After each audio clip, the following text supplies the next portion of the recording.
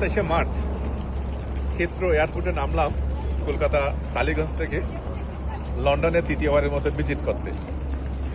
England, UK, United kingdom, great Britain, এই দেশটা একসময় সারা বিশ্বকে শাসন করেছে, কিন্তু আজকে এই দেশটা বড় নমনীয়, বড় কোমল, এবং আজকে সারা বিশ্বের মানুষকে এই লন্ডনের বুকের মধ্যে, ইংল্যান্ডের বুকের মধ্যে সবাইকে সাদরে অভ্যর্থনা জানাচ্ছে। এই লন্ডনে ঋষি সুনক আমাদের ভারতীয় বংশোদ্ভূত নাগরিক, তিনি এখানকার প্রাইম মিনিস্টার ছিলেন। আমি 3বার সুযোগ হয়েছে লন্ডন আসার। এই মুহূর্তে দাঁড়িয়ে আছি টাওয়ার ব্রিজে, যেটাকে আমরা লন্ডন ব্রিজ বলি, এটা হচ্ছে টাওয়ার ব্রিজ। এই টাওয়ার ব্রিজ অনেক ইতিহাসের সাক্ষী।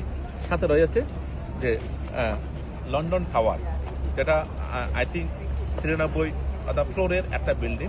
বুর্জ খলিফার থেকে ছোট হলো দুবাইয়ের, এটা অর্থাৎ সেই লন্ডন টাওয়ার।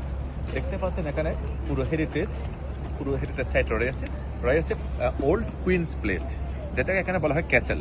এই ক্যাসেলটা হচ্ছে, এটা হচ্ছে রাজা রানীদের বিভিন্ন সময় অবস্থানের যে ঘরগুলো, সেগুলোকে ক্যাসেল বলা হয়, যেটা আপনারা স্কটল্যান্ডে দেখেছেন, মিডলসব্রোতে আমার সাথে দেখেছেন। ঠিক তেমনিভাবে এটা হচ্ছে দ্বিতীয় বিশ্বযুদ্ধের সময়ে রানী এখানে অবস্থান করতেন, এই ওল্ড কুইন প্লেসে।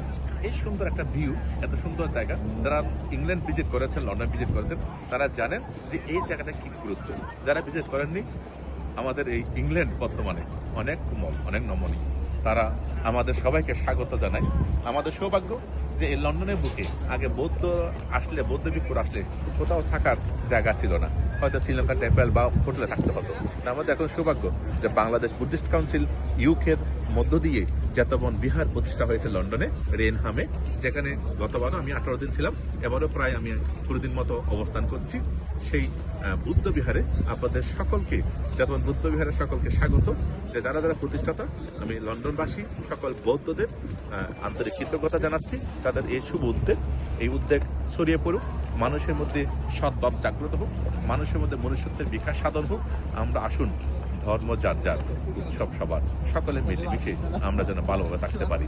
সকল দেশের বেড়াজাল কাটিয়ে আমরা যেন আরো আপন হতে পারি, আরো মৈত্রীময় হতে পারি, আরো প্রেমময় হতে পারি।